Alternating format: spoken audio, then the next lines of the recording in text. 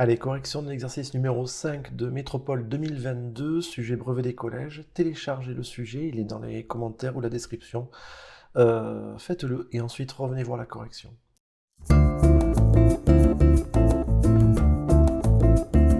Donc, ce que je vous propose, c'est de commencer par regarder cette première question. Bon, il y a beaucoup de blabla, on va essayer de voir. Quelle est la question en fait? En raison de la fuite, il faut montrer qu'il tombe 86 400 gouttes. Bon, ça, c'est intéressant. Il nous donne le résultat. Hein. Montrer qu'il tombe 86 400 gouttes, c'est le résultat final, dans la vasque en une journée complète. Pour moi, je vois ces deux informations importantes. Alors, qu'est-ce qu'il nous donne comme information au-dessus pour faire ça? La salle de bain est équipée d'une vasque en forme cylindrique, on s'en fiche. Le robinet fuit à raison d'une goutte par seconde. Ah ouais, ça c'est intéressant, ça me donne le débit, ça c'est bien ça. 20 gouttes d'eau correspondent à 1 millilitre. Non, là pour l'instant le volume ne m'intéresse pas. Les caractéristiques de la vasque, rien à faire, aucun intérêt. Le volume du cylindre, aucun intérêt. La conversion litre-décimètre cube, non, je reste en gouttes, donc aucun intérêt. Allez, je vous propose qu'on passe à la correction. Alors je vous mets le sujet en petit à côté là. Donc, ce qui est intéressant, c'est qu'on a une seconde correspond à une goutte. Oui, mais moi, ce que je voudrais savoir, c'est combien de gouttes ça fait en une journée. Donc déjà, je vais passer aux minutes. Une minute, c'est 60 secondes. Donc je vais faire du x 60. Une goutte x 60, ça fait 60 gouttes. Donc je sais qu'en une minute, il y a 60 gouttes. On va passer aux heures par le même système. Une heure, c'est 60 minutes. On fait 60 x 60, pardon, 60 x 60, 3600 gouttes. En une heure, il y a 3600 gouttes. Ensuite, un jour, c'est 24 heures.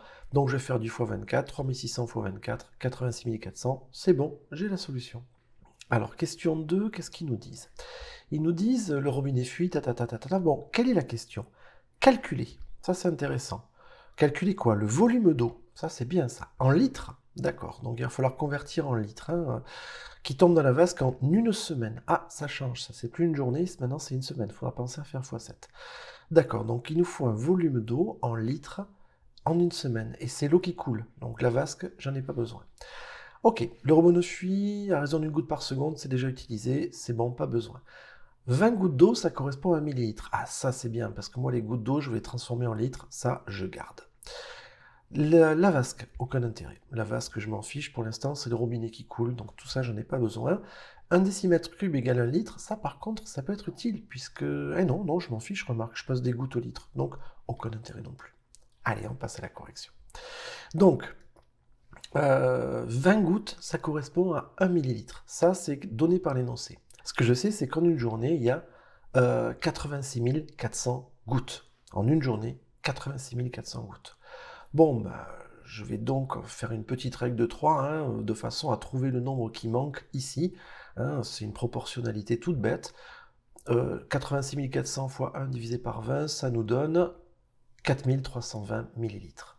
Bon, ce ne sont pas des millilitres qu'on veut à la fin, ce sont des litres. Donc, je me souviens de ma conversion, millilitres, c'est un millième de litre, donc je divise par 1000 pour avoir les litres. 4 litres,32. Attention à ces tableaux de conversion, il faut bien les connaître.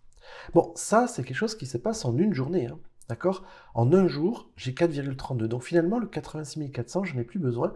Tout ce que je peux dire, finalement, c'est que en une journée, il y a 4,32 litres qui coulent. C'est beaucoup quand même, hein, quand on y réfléchit. Ok. Bon, mais moi, je ne veux pas en une journée, je veux en une semaine. Donc, je vais faire du x7 pour avoir une semaine. Hein, et 1 fois 7 jours, ça fait une semaine, ça fait 7 jours.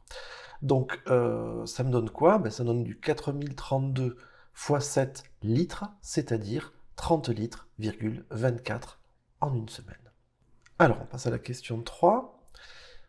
Donc, qu'est-ce qu'elle nous dit cette question 3? Montrer que la vasque a un volume. Ah, le volume, c'est ce qu'on doit calculer. Hein, de 18,85. Alors, ils sont gentils, encore une fois, ils nous donnent le résultat.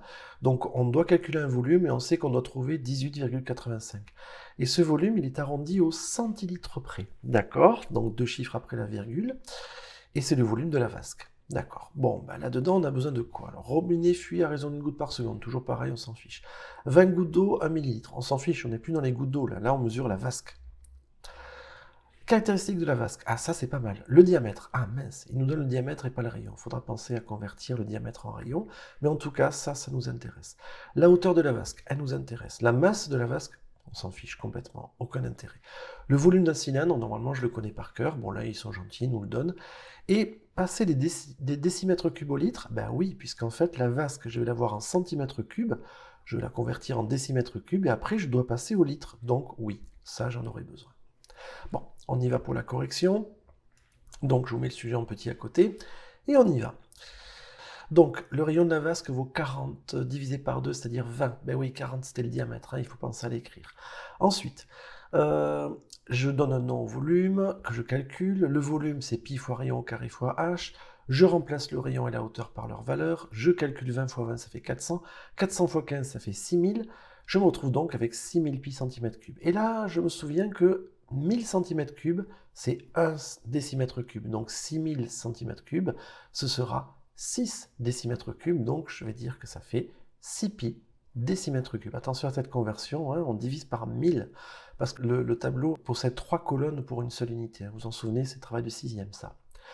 Et là, je me souviens que 1 décimètre cube, c'était 1 litre, c'était donné par l'énoncé. Donc 6 pi décimètre cube, ben, ça fait exactement 6 litres. Hein, donc là, cette conversion, elle est immédiate.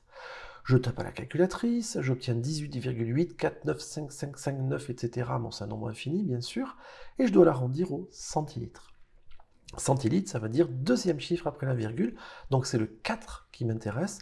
Le suivant, c'est un 9, il fait partie des grands, hein, il fait partie de l'ensemble 5, 6, 7, 8, 9, donc je vais arrondir à 18,85 litres. Et j'ai bien trouvé ce qu'il fallait.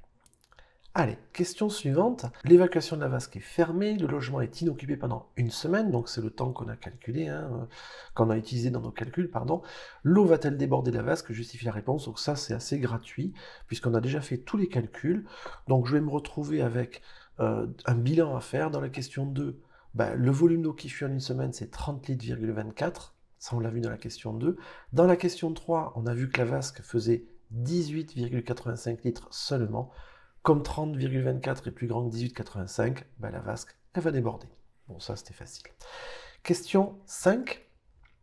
Alors, donc, il y a beaucoup de blabla dans cette question 5. Je vais aller directement à la question. Calculer le pourcentage de diminution de la consommation quotidienne d'eau par habitant entre 2004 et 2018. Alors, moi, ce que je vois d'intéressant, c'est calculer.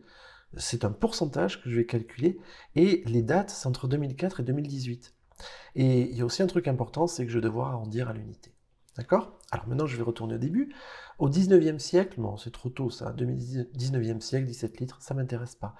Elle a augmenté en 2004. Ah, ça c'est intéressant, 2004. Et elle valait combien en 2004? 165 litres. Super.